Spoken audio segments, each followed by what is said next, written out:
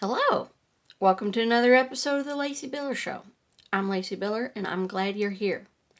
I want to begin by thanking you.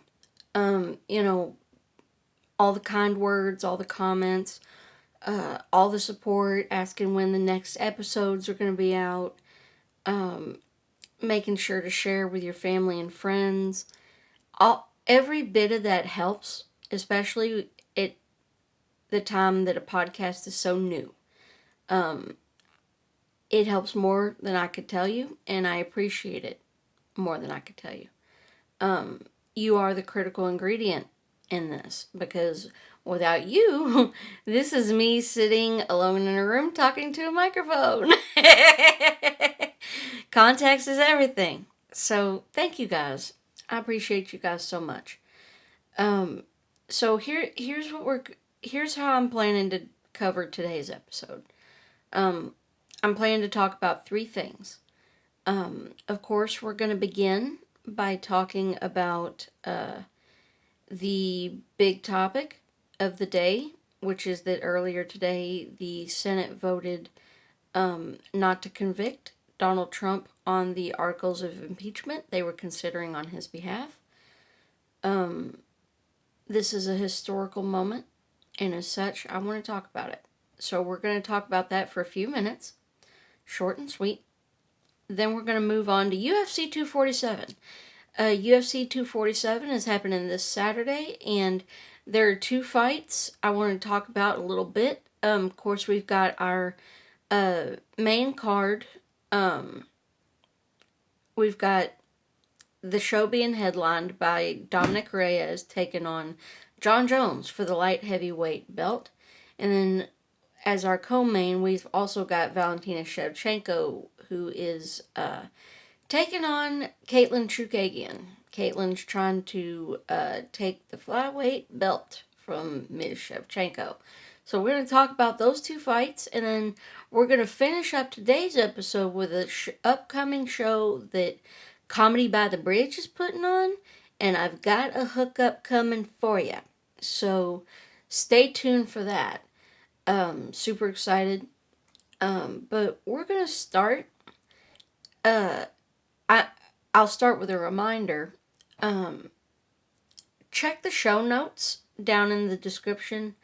I know that not everyone wants to hear about political matters, and so I'm going to include some show notes and some timestamps down there. So feel free to move up to the next topic if you do not wish to hear about the impeachment. I'll have some timestamps for you down there. We might as well go ahead and start there. And I gotta tell you, I've been hesitant to record this episode because I have been kind of expecting this. I expected this result, and I've been trying to figure out all this time what I want to say, and I still don't know. It's hard to know what to say. It's hard to know what to feel. I feel a little bit of everything, Here's the thing, I never expected to live through another impeachment. I never expected to be 32 years old. And watching yet another impeachment trial. Never expected that. And so it's all this time, I've long been a fan of, and a reader of dystopian fiction, post-apocalyptic novels, that sort of thing. And, I've been kind of into preparedness and those sorts of things. And as a result, I have long since asked myself, what would happen if I was ever in a situation like that? Like these situations that I'm reading about, that where ordinary people have to stand up in momentous points in history and do the necessary thing. What would you do? How would I do? And the truth is that I disappoint myself in this moment. I had thought that I would do more. I had thought that I would do better. Um, the truth is that I disappoint myself in this moment. But the truth also is that I'm human. You know, um, part of these narratives that makes them so difficult to um, outwit and step outside of is that, you know, it's kind of self-reinforcing. You know, it's easy to kind of get in your own mind, in your own narrative, and modern day life, I think, is a great example of that. Uh, you have unrealistic expectations of yourself, or at least I do. I hold myself to impossible standards, and of course, as a result, I'm never satisfied. Um,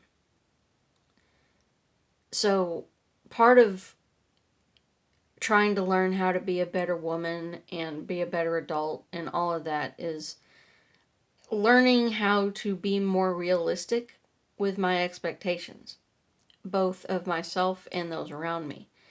And it's not easy, you know. I'm impatient. Like everybody, I want it now, you know, with things like that.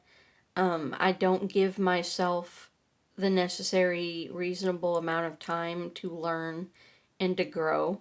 For some reason, I expect, you know, to be like a command line interface. I expect to have the thought one time and it sticks forever. And, you know, humans don't work that way. And so part of this is trying to tell myself, you know, no, you're not a terrible citizen. No, you're not failing and all that. But it's hard, you know, especially right now. Um, it This is what I want to say to you though about all this. You know, I think most people knew from the beginning that impeachment probably wasn't going to happen. You know, that he wouldn't be removed from office that way. I mean, um, so this is what I want to say. As a country right now, we've got two choices, and it's really only two. Do we want to lay down and become yet another of the deaths of despair that are unfortunately so prevalent now in this time?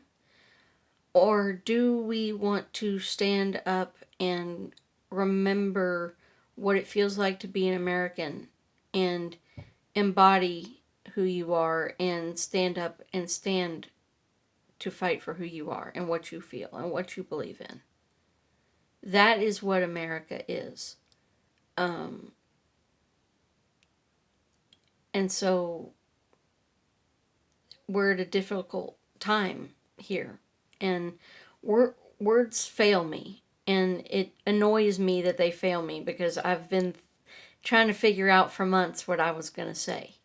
But it's one thing to think it, it's quite another to feel it. And I do feel it. I do feel it. You know, this part of the flattening of our discourse means that when momentous things happen, it feels like only yet another thing. And I refuse to normalize it. It's not normal. It's not yet another thing. And that's what we have to this is what we have to understand. We don't have time for despair. All we have time for now is learning and growing as people, as a nation. The time for talking is over. And we have no time for dithering, for wringing of hands, for wailing and gnashing of teeth, and for despair. All we have time for now is courage. And to remember who we are. And to remember what it means to be an American. the very best parts of what it means to be an American. And so I want to encourage you not to give up. Don't lose faith. Don't lose hope. You know, the Statue of Liberty is, of course, an iconic image. One of the, of course, most iconic images when it comes to the United States of America. And what does she hold? Yeah, she holds a lantern. She's got a lamp. But it isn't really her holding it. You see, that same fire, that same belief in what is possible, what can be made manifest through hard work and intent and knowledge, that fire has to live within each of our hearts. And I still feel it. It still does. My pilot light is still on. I would encourage you to remember in this moment, although I know it's hard, that part of the fatigue that you are feeling, that you are intended to feel that way. Part of what makes this technique so effective, meaning, constantly having a developing news cycle so that there's constantly developments breaking and there's no time to fully handle one thing before moving to the next.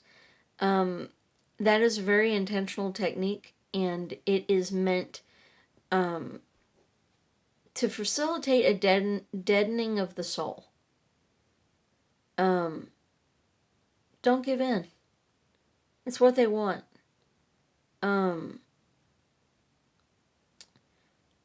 I am an American, and I remember what it means to be an American. I'm proud to be an American. And I refuse to lose hope. I refuse to give up. Our country needs us now more than ever, and I'm digging in. I'm digging in. I love my country. I'm grateful to my country for what it's given me and for what it has made me. And that fire still burns inside me. As sad as I am, and as disgusted as I am, and as horrified as I am, and as ashamed as I am by what I see, I refuse to leave the court. I refuse to give up. My country needs me, and I'm here. I am not giving up. I'm not losing hope.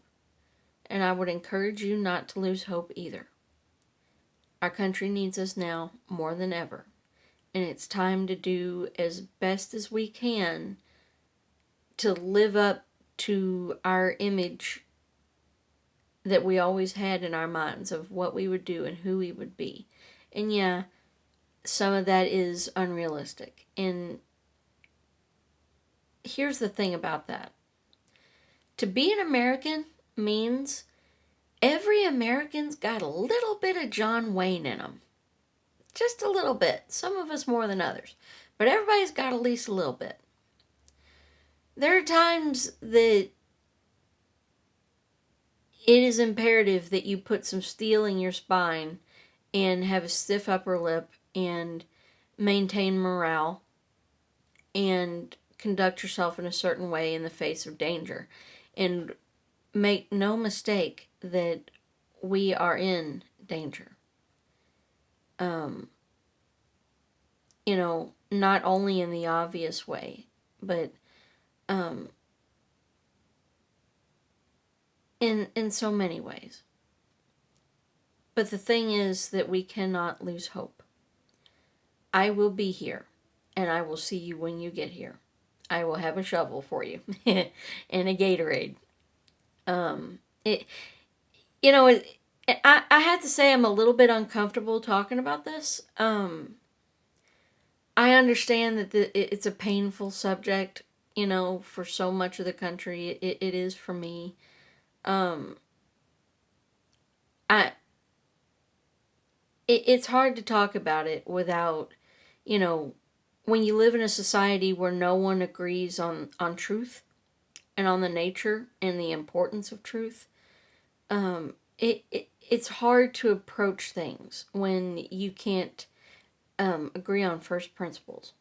And so I'm uncomfortable talking about this, because it's a huge moment, and I'm sure that I'm gonna look back and listen to this in the future and um, roast myself for all of the and and misspeakings. And uh, part of history is that you've got to let that go. It is uncomfortable as it is, and as hard as it is. Uh, you have to. And so I'm closing tonight by remembering what it means to be an American and why I'm so proud to be an American. And I'm not giving up. I refuse to give up. I refuse to leave the court. Don't lose hope. Don't give up. We're going to turn now. This is a really hard segue. But we're going to turn now to UFC 247.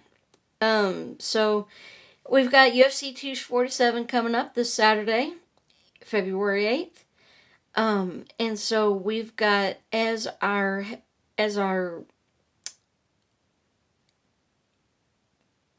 excuse me. So we've got as our headliner, we've got Jon Jones fighting Dominick Reyes. Of course, Reyes is challenging Jon Jones for the light heavyweight title. I am super excited for that one. And then, of course, as the co-main event, we've got Valentina Shevchenko. Katlyn Chookagian is fighting Shevchenko for the women's flyweight championship. And of course, there are other fights on the card too, but this card is kind of light. There's not. I'm a big UFC fan, but there's not a lot on this card that interests me. You do have Derek Lewis further down on the card. But on the whole, this is not a great pay-per-view card. I really do consider it more of a fight night card.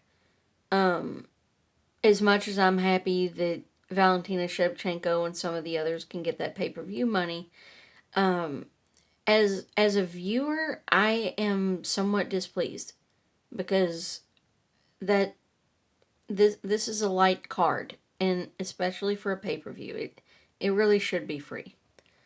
But we'll start by talking about Valentina versus Katlyn. So Valentina Shevchenko, of course, is the current women's flyweight champ. Her record currently is 18-3. Now, Katlyn Chookagian is standing at 13-2. So, less experienced. Let's be honest, I think I cannot envision a single way that Katlyn wins. I and it's less a function of who she is as a fighter. It's less about that than it is more about Valentina and how impressive she is. I mean, there's a few real pioneers and, a few of the best fighters in women's MMA. I would say that Amanda Nunes, I'm not a fan of the best of all time and the greatest of all time discussions because those are so arbitrary that they're meaningless. But I would say that Amanda Nunes is absolutely the best female MMA fighter to do it. And I would have to say that Valentina Shevchenko would be hard on her heels at number 2. And I'd probably have to put Cyborg at 3. I see Valentina stomping the proverbial mud hole in Katlyn. I can't envision how Katlyn wins. But, that doesn't mean she can't. Doesn't mean she can't. So, I'm taking Valentina on that one, but, we'll see what happens there. The main attraction for me with this card is, of course, the main event, which is Jon Jones versus Dominick Reyes for the light heavyweight championship. So Jon Jones at this stage in his career he's kind of in a weird spot. The last few fights he has had have been, in my opinion, underwhelming. You had the OSP fights. You had the 2 fights with Alexander Gustafsson. You had the 2 fights with Daniel Cormier. You had, Anthony Smith, Paulo Costa. Paulo Costa. Now you're going to have, of course, Dominick Reyes. And so the question in my mind that I've been trying to figure out for so long is, what makes Dominick Reyes different? Because that's always a question, right? Anytime Jon Jones, his record, for contrast, Jon Jones's record is 25-1 with 1 no contest, and Dominick Reyes is 12-0. So undefeated, but less, much less experienced. I like Dominick Reyes. I absolutely think that he can win against Jon Jones. But again, I have a hard time envisioning how it happens.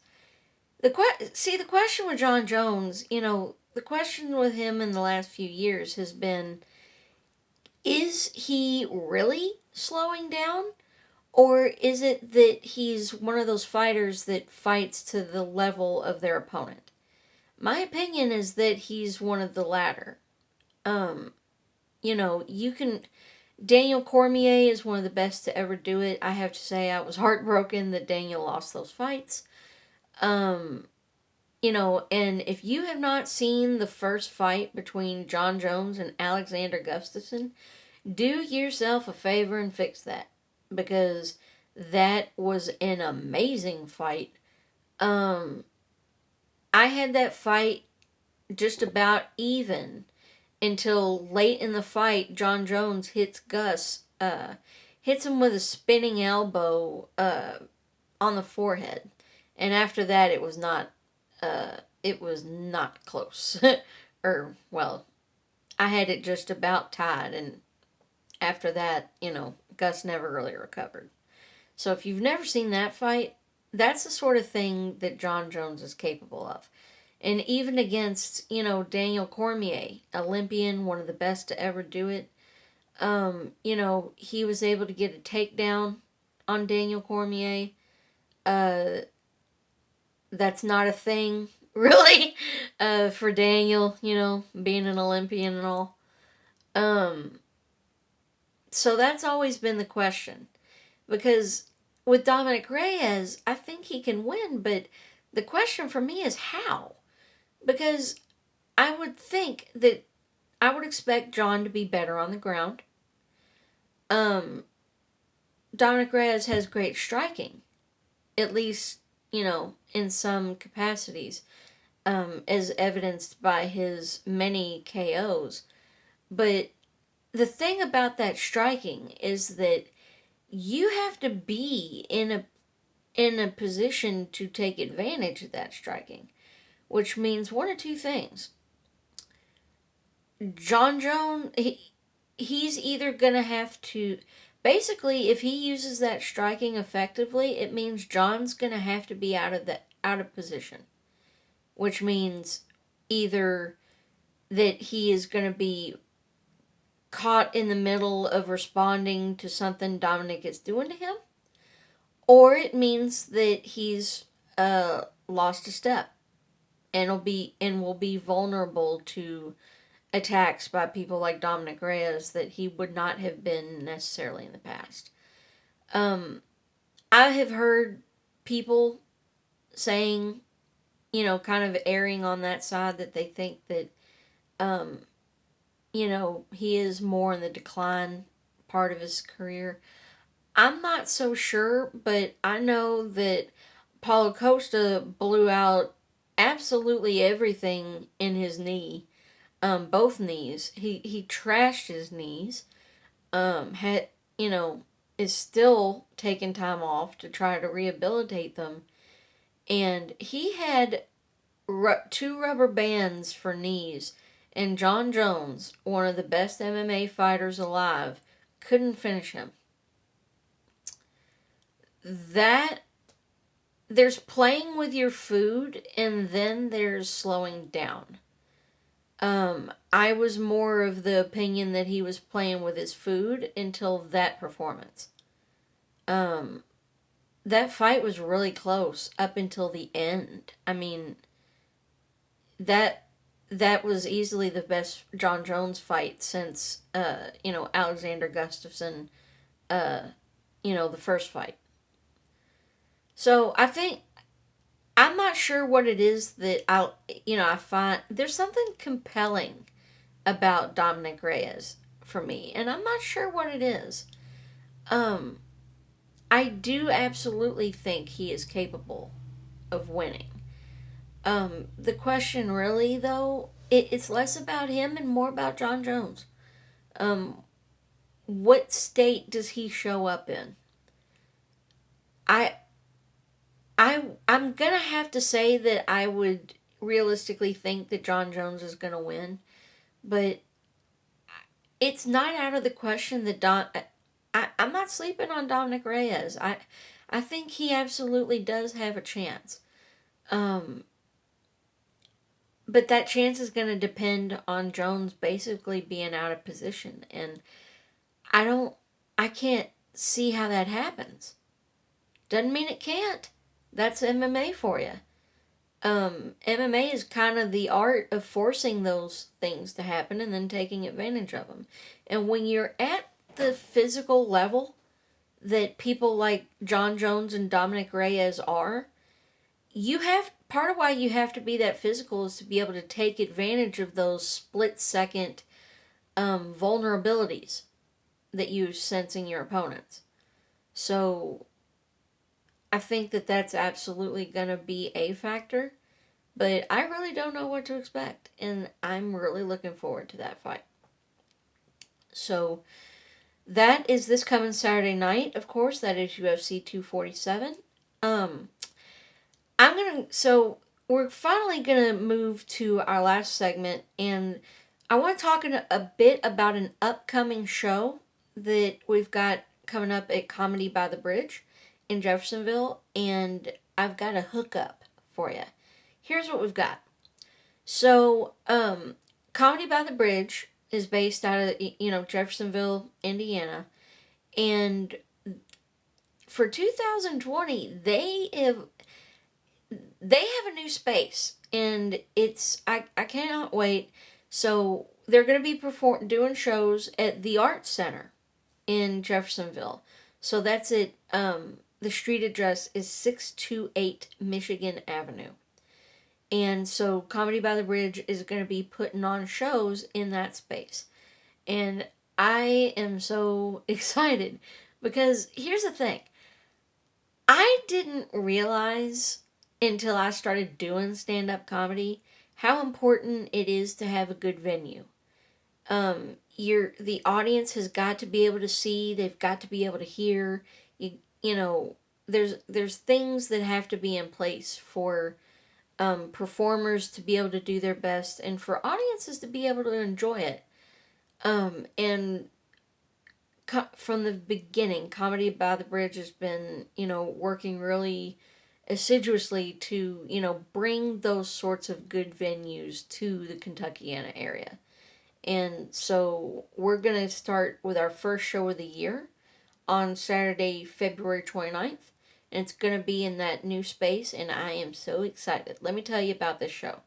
So our headliner is Diego Attanasio. We're bringing him in. He's going to be the headliner of our first show in that space. We've got, for our feature act, we've got Kevin White, and then of course we've got our very own C. Charles being our host for that night. So here's a little bit of info for you. We're gonna open the doors at 7, and then we're gonna actually start the show at 8 o'clock. Here's where the hookup comes in. Now, normally tickets would be $10 in advance, which is a pretty good deal, or $15 at the door. But there's going to be a little bit of free tickets that are released this Sunday, and I'm going to have some. I've got the hookup. So, I will have more information for you on this on Sunday, but I am going to have some free tickets to this show, which is the actual best price, free. So, more information coming for that on Sunday. Hit me up for that. Free tickets. Everybody loves free. We'd love to see you in this new space to help kick it off, really get it off to a good start. Bring some friends, cackle, eat some popcorn, have some laughs. I'm super excited to see this venue and everybody in it, and I'm super excited about this show. I'm not performing on it, but I will be attending. So I will have some hookup tickets for you. More information coming on that on or after this Sunday. So that's what we've got for today's episode. I'm going to go ahead and conclude there. I want to thank you for your kind words and your advice and your sharing and your comments. That means everything. So I super appreciate you. I will have more information for you soon. I'm got some upcoming dates I'm working on. So more to come on that. But until then, I will see you next time. Thank you, and have a great upcoming weekend. Peace.